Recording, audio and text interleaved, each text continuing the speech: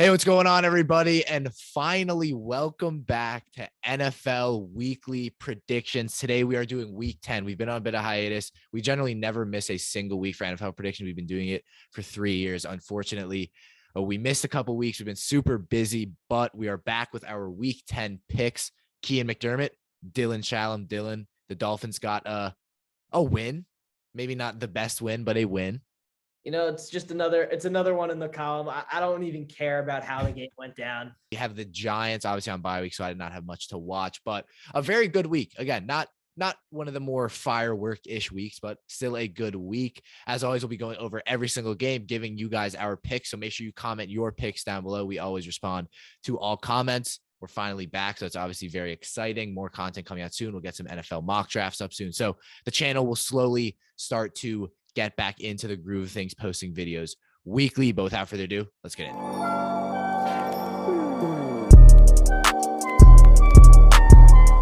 we recorded, I told Dylan, I was like, I'm not going to tell you the Thursday night game. And I just want your pure reaction. On Thursday night, the Atlanta Falcons will be playing the Carolina Panthers. Some fireworks from last time, I guess. It's just, okay, so yeah. Both teams had unfortunate losses this week. I thought the Falcons played very well in the first half. I actually think the Falcons are my favorite to win the NFC South at the moment. Yeah. I think they're playing the best football out of any of these teams. The Panthers are not good. The Saints are not good. The Buccaneers are weirdly not good. But I think that should probably lead you into where I'm going with this pick. I'm going with the Falcons. Cordell Patterson came back. He scored 2 touchdowns, but he wasn't even the head of that offense. The head of that offense has been and will be, I think, until the season ends, Tyler Algier. He's been excellent and gone under the radar because of the success that K9, Breece Hall, and Dameon Pierce have had. He's been a very good rookie running back. Now you add in that they lost that game because of a fumble, which turned into a defensive fumble that came back to the offense. I don't know how many of you guys saw that play. Austin Eckler fumbled the ball on about the 25-yard line. It was recovered by the defensive tackle on the Falcons, who ran it about 30 yards and then dropped the ball. There was no touch. He dropped the ball, and LA got the ball back and eventually got the game-winning field goal. There's some weird strips, and then when Khalil Mack just took the ball away. And then when Khalil Mack just took the ball away from Drake London. Yeah. But that's the type of thing. The Falcons lose that fluke game to a team that needs a fluke win like the Chargers. Mm-hmm. I don't think Carolina is going to be able to pull that off. As good as Baker Mayfield actually did look in the second half, they got absolutely obliterated by Joe Mixon and Cincinnati Bengals. And it's been a theme of them to lose to the run game as the season's gone on. Atlanta's got that down. Mariota and Atlanta's going to go through and win this game. That was a bit of a long That was fantastically stated. I mean, I'm kind of going the same way here. I think we finally saw the bottom feeder Carolina team that we had been waiting to see. We obviously saw that, weird bounce back game after CMC got traded and, they look good. But I think, again, it's a Falcons team that you look at it. It's definitely a surprising team because we looked at this division. It's going to be Bucs dominated. We could see the Falcons maybe creeping in. And obviously Tyler Algier has been fantastic. I think he's that kind of running back that they haven't really had. And dare I compare him to, I don't even know, not Todd Gurley, I guess maybe Tevin Coleman, that true Devontae Freeman, perhaps. I think that's a good, 2 compact, good runners, hard to tackle. And then I think, the 1-2 punch with Cordell Patterson. But I think what is so evident in this offense is how impactful Cordell Patterson has been and will be for this offense. I mean, they're rejuvenated when he is on the field. I think they handily beat the Panthers in this one, but we'll move on, Dylan, to Germany, 9:30 in the morning. The Seattle Seahawks against the Tampa Bay Buccaneers. The NFL, again, the amount of times I've said this, the NFL is just so weird this season. We would not expect the Seahawks to be as good as they are. The Bucs obviously driving 80 yards in 35 seconds today against the LA Rams. They win that game, and the Seahawks go and win their 4th in a row with Geno Smith. This is a tougher one. What do you think? I'm going to go Tampa. Okay. And I absolutely understand going Seattle because Seattle's been the better team this year for sure. Geno Smith's been better than Tom Brady, which is ridiculous. I know. But I think just matchup wise, it doesn't work for Seattle in this game. Tariq Woolen, there are very few wide receivers that could beat him in straight up physical traits, and I think Mike Evans is one of them. Yeah. I think Mike Evans. physically though, I mean, Tariq Woolen's been. I'm so happy with how he's turned out because I loved him coming out of the draft, but absolutely, yeah, it's a tough one. I agree. I think Dylan, what it's going to come down to is you see Brady. He finally had the 3-headed weapon today against LA with Julio back, with Godwin there, with Evans, and again, Evans had some kind of rib injury. He played through it, but so he should be playing. But that's something to keep an eye on. Continuing with the matchup base, though, Seattle's a run first team. Kenneth Walker gets a lot of touches. Travis Homer got a couple touches today, DJ Dallas, but that's besides the point. They're a run first team. They will throw the ball when they need to. So what makes them look so good, what makes Geno look so good is he only throws the ball when he finds the right time to. Tampa Bay is a very good defensive team. Todd Bowles has instilled that idea into the team that the defense wins them these games. And they've won games like today where they only scored 14 points. What was it? 15 points, 13? I don't remember. The Bucs, it was 14-13, I believe. Because it was 13. Yeah. 14-13, right? Because it was 13-6. They scored, and then they got the 2. Wait, it might have been 16-14. Wait, I'm not sure, but that. Yeah, but point stands though that it's a good defensive team. The final score was 16-13. 16-13, right? So yeah, it's right. Field goal. Yep. It's a good defensive team, and they win games like this. And as good as Seattle's offense has looked, I just think that Tampa's defense brings them a new challenge. So give me Tampa. This is a tough one. I'm going to go Seahawks. I'm going to go against you here. I really, really just like how this team is facing they're going to be bad. They lost Russell Wilson. Pete Carroll is at the end of his coaching career. I think they've dealt with it fantastically. Obviously, Kenneth Walker, it's been a very good running back class. Breece Hall's out, but he's been fantastic. It's been a very, very competitive running back class. There are a lot of good guys who got drafted. Kenneth Walker's been fantastic. He's just like Tyler, like he's the classic downhill, strong running back who is productive. And that's why it's so hard to, that's why the top 5 running backs in the league are so close. Like Kenneth Walker, I think already is one of the best running backs in the NFL, but he's not probably top 8, right? Probably not even top 10. Saquon, there's Henry, there's Chubb, there's Taylor, there's McCaffrey. There's Aaron Jones, there's Aaron Jones, Derrick Henry, Mixon. Yeah. There's a ton of whatever. We won't list them all, but and then there's Dameon Pierce. You rank the running backs even in that class. But I think for a Seahawks team, they found a perfect balance on that offense. They knew we're not going to go in, we're not going to be giving Geno Smith the dropbacks we were giving Russell Wilson the past couple of years. And they got Kenneth Walker, who's been fantastic.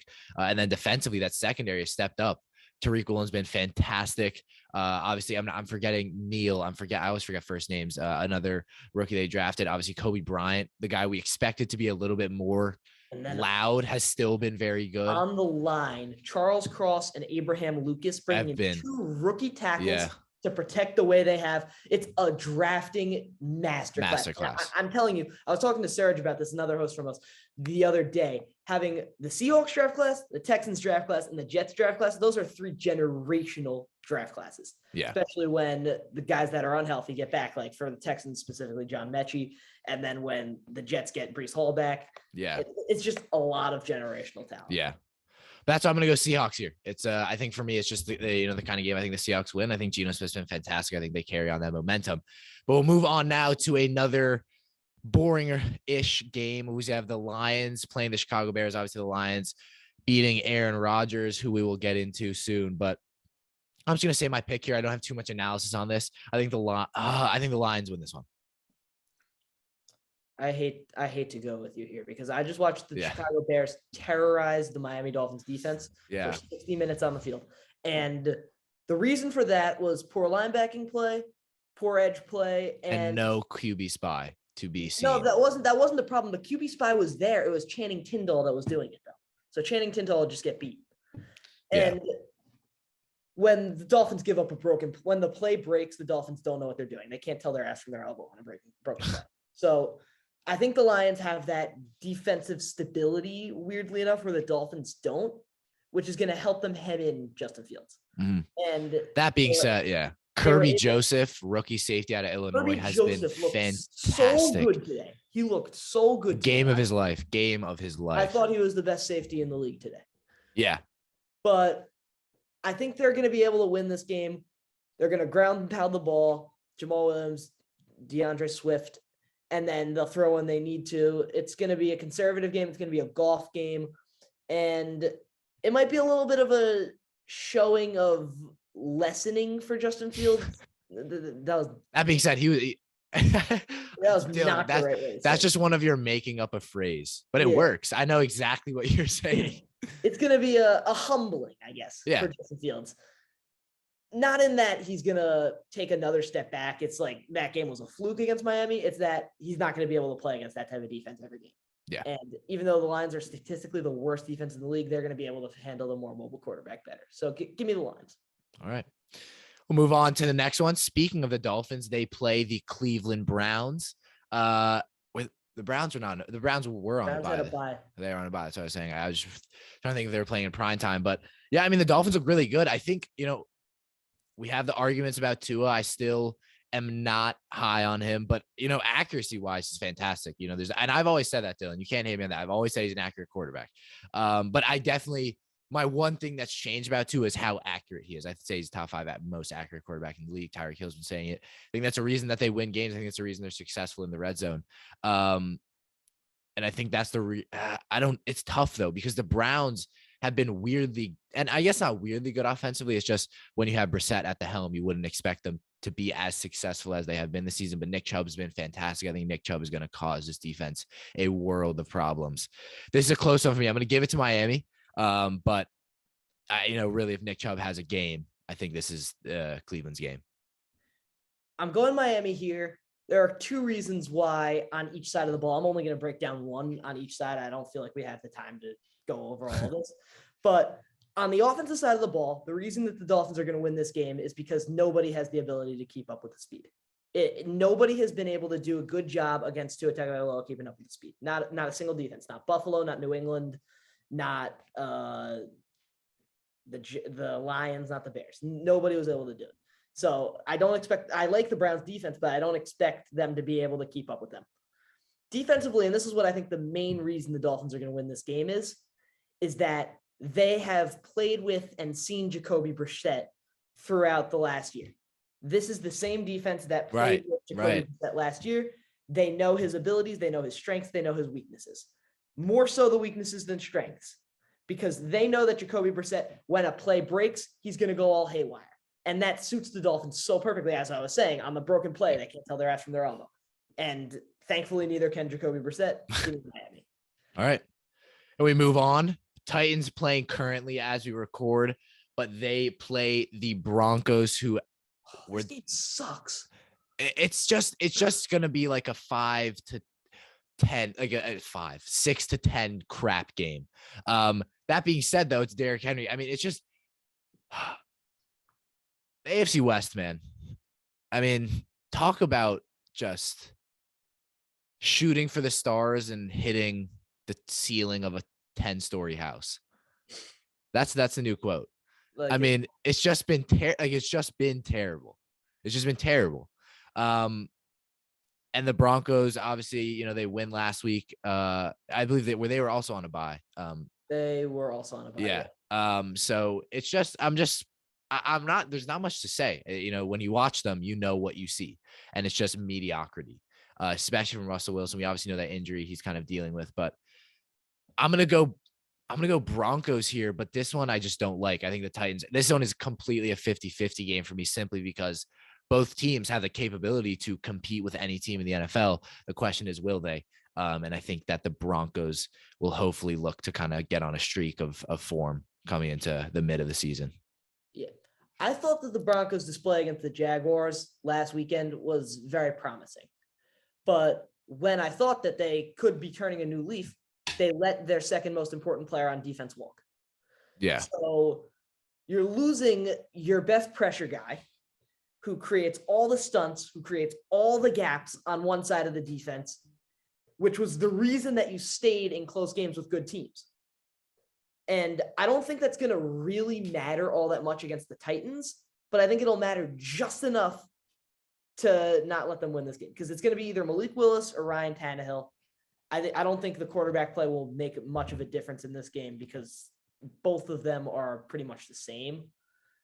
Not as players, but as like the level of play. They elevate the team at the same amount. Mhm. We haven't seen them skip a beat. And without Bradley Chubb to make that game-breaking play, I can't see Denver coming away with it. Give me Tennessee. All right. We move on now to a very exciting game. I think this is the best one of the 1 p.m. window as the 7-1 Minnesota Vikings play the recently fallen, the team that has just lost to the Jets, the Buffalo Bills.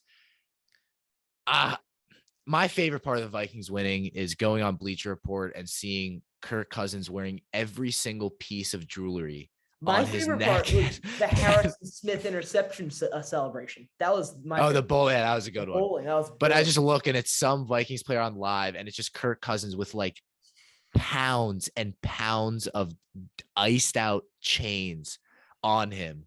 People with call like them boring. watches. I know. And it's like over like over like 7 figures worth of jewelry on him. It's just the funniest thing. I love to see it. I think the Vikings have been a team that deserve a little bit of they deserve that taste of victory and respect. That being said, though, I think the Bills win this one, but I could see the Vikings win it. The Bills just played very bad. Josh Allen was not slow to be to criticize himself. You know, he basically said, yeah, it's hard for a team like us to win when our quarterback plays like shit.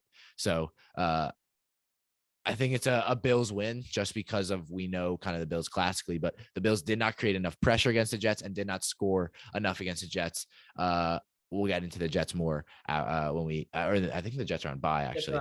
Yeah. So, but yeah, it's a Bills win for me. This is a close one though. This is a very good game. Yeah, I would like to say that the Bills loss this week turned me off of them, but I also think that Minnesota's performance turned me off of them as well because I think both teams played bad games against bad teams. I wouldn't say the Jets are a bad team against teams that they're better than.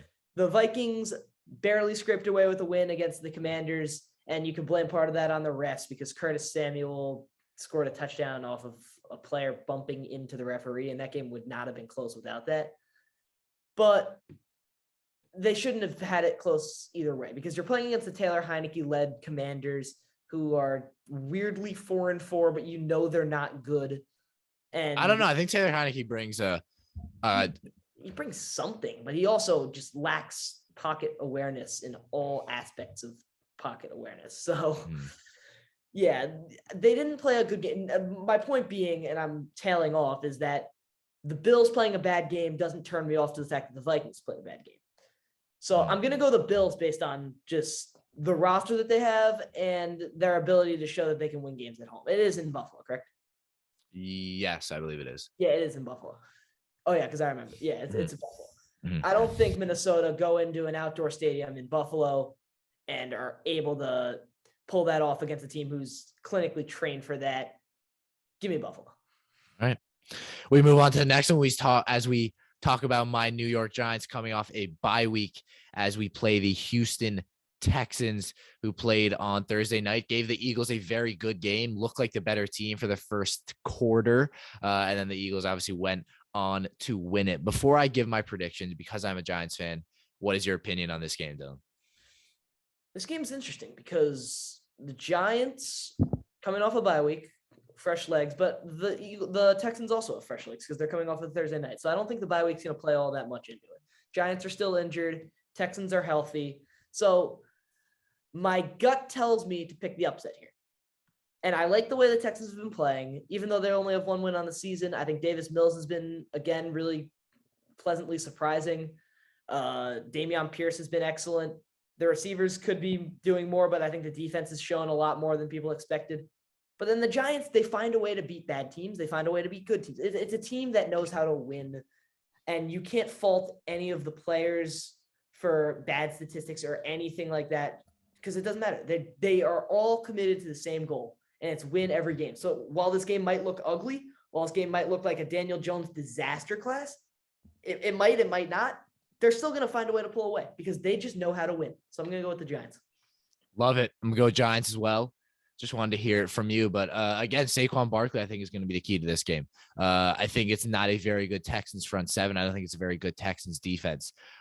So, and again, I think that's what the weakness with the Texans. I think this offense can play different. Surge would say Camus Grugier Hill is one of the players in the league. I remember that. But yeah, no, I think the Giants, like you said, I think coaching wise, we see obviously the importance of coaching in the NFL, which I think we all know. But it's a pretty similar Giants team to last year, and we're just better because of that coaching wise. So I think that will be the difference. It's not a very hard team to coach against. So I think the Giants go and win this one. But Dylan, we move on now to the Chiefs, who are playing currently. Last time I checked, they were losing. I'm not sure if they are anymore, but they play the Jacksonville Jaguars, who took down the Las Vegas Fakers Raiders. So what is your thoughts on this game?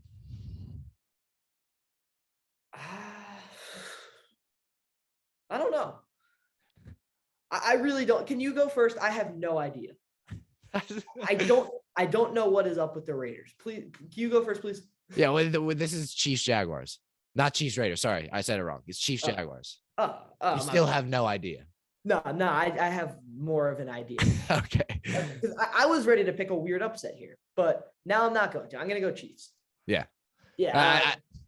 Do we need to say more? I agree. I do think Trevor Lawrence had the belief in Trevor Lawrence game. He had the restoration game.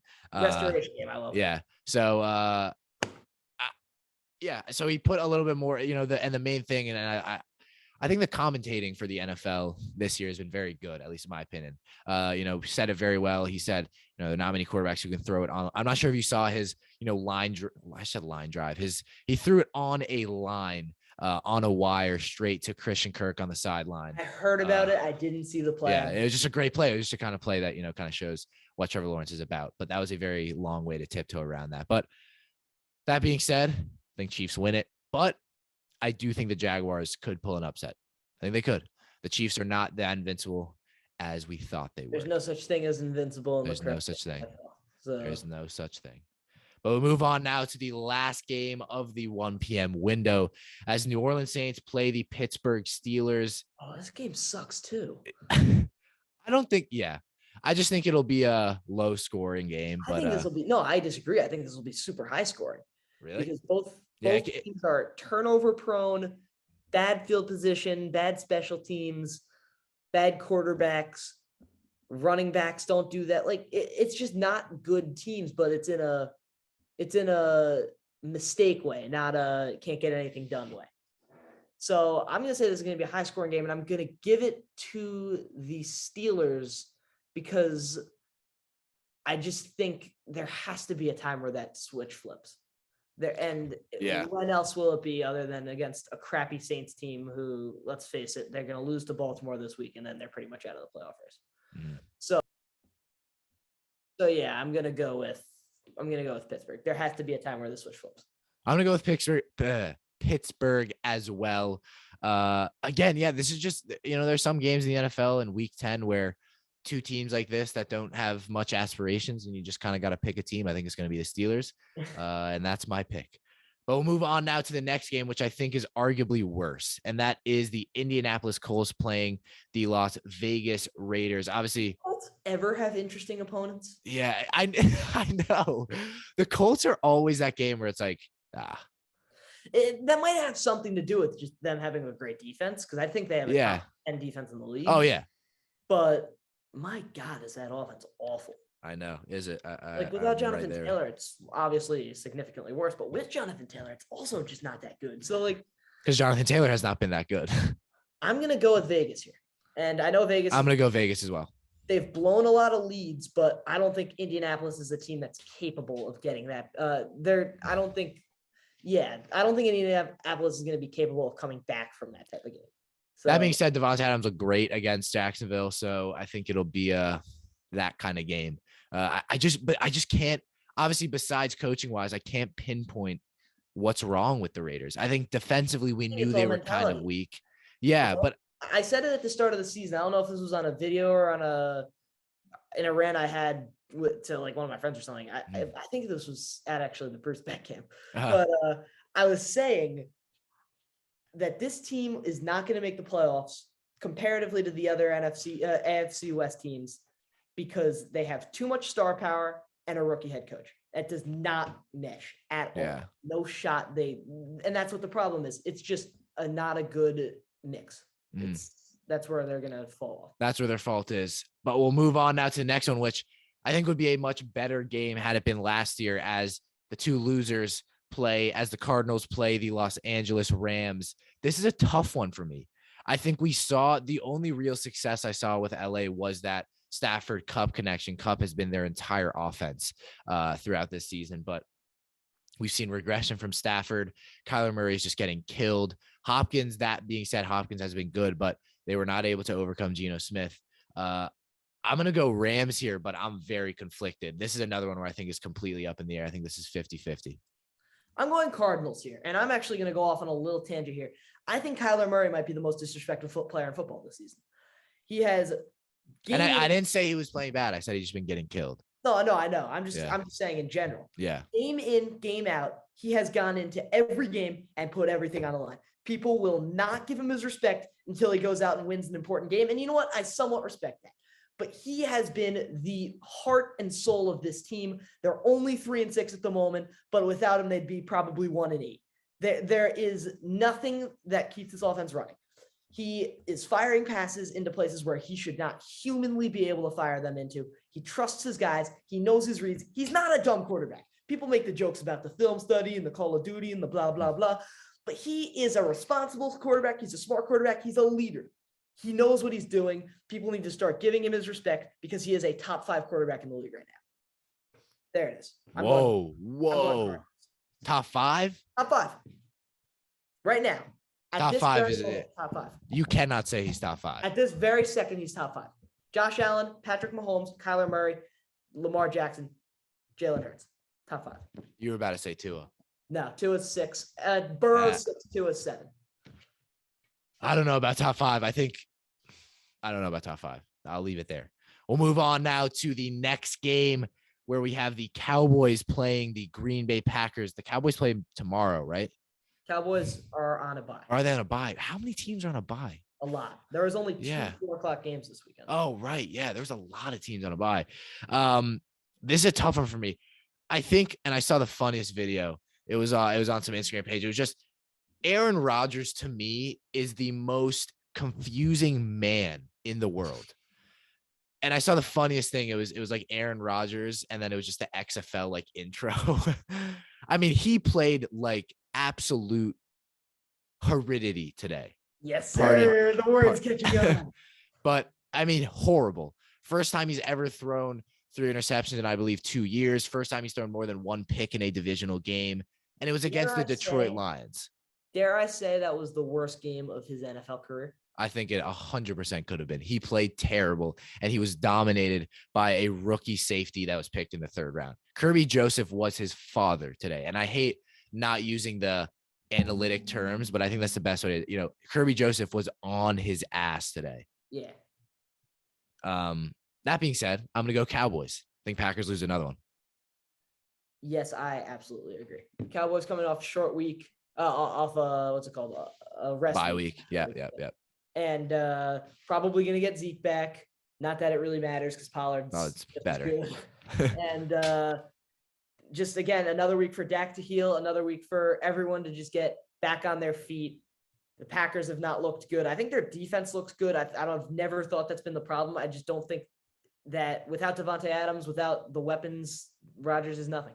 So is it age? Is it the weapons? We don't know. But what we do know is that he's not very good anymore. So give me the Cowboys. There it is. Next game, Sunday night. I love this game. Los Angeles Chargers, San Francisco 49ers. I just want to see McCaffrey back out there again. I really, really like this game. I think this is one of the better games on the Week 10 slate. These are 2 teams that I think are so fraudulent. I think that's a good point. That being said, I do still think it makes for a good matchup. That's fair. This is a tough one for me. I'm going to go LA, but I am not confident whatsoever. I think it's a Christian McCaffrey. It's the perfect game for Christian McCaffrey to go off. So I'm very conflicted, but I'm going to go LA here. Not confident. This is primetime Herbert. And primetime Herbert's he's tended to be good. Tended to be good. But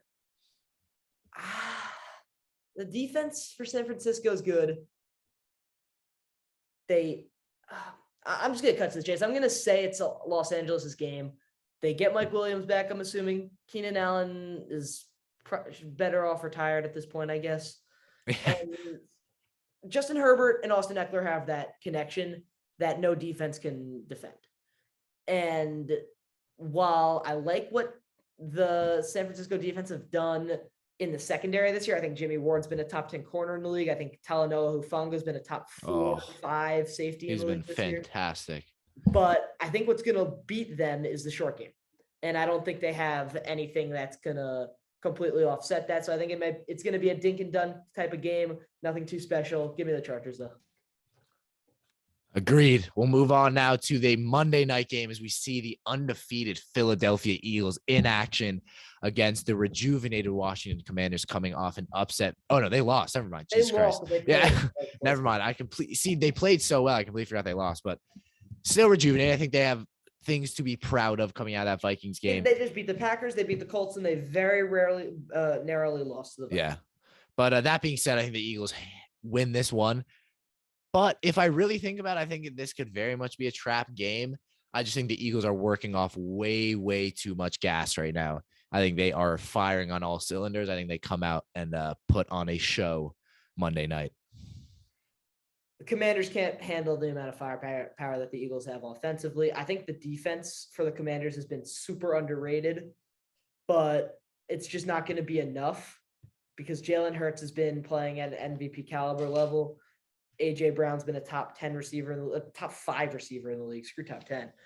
And then the Eagles defense is super. So I don't think, I just think roster wise, I hate doing this type of analysis, but it's not doable for the Commanders. Give me the Eagles.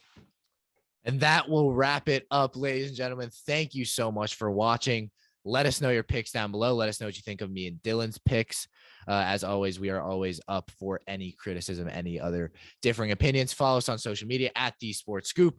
Keith McDermott, Dylan Shalom.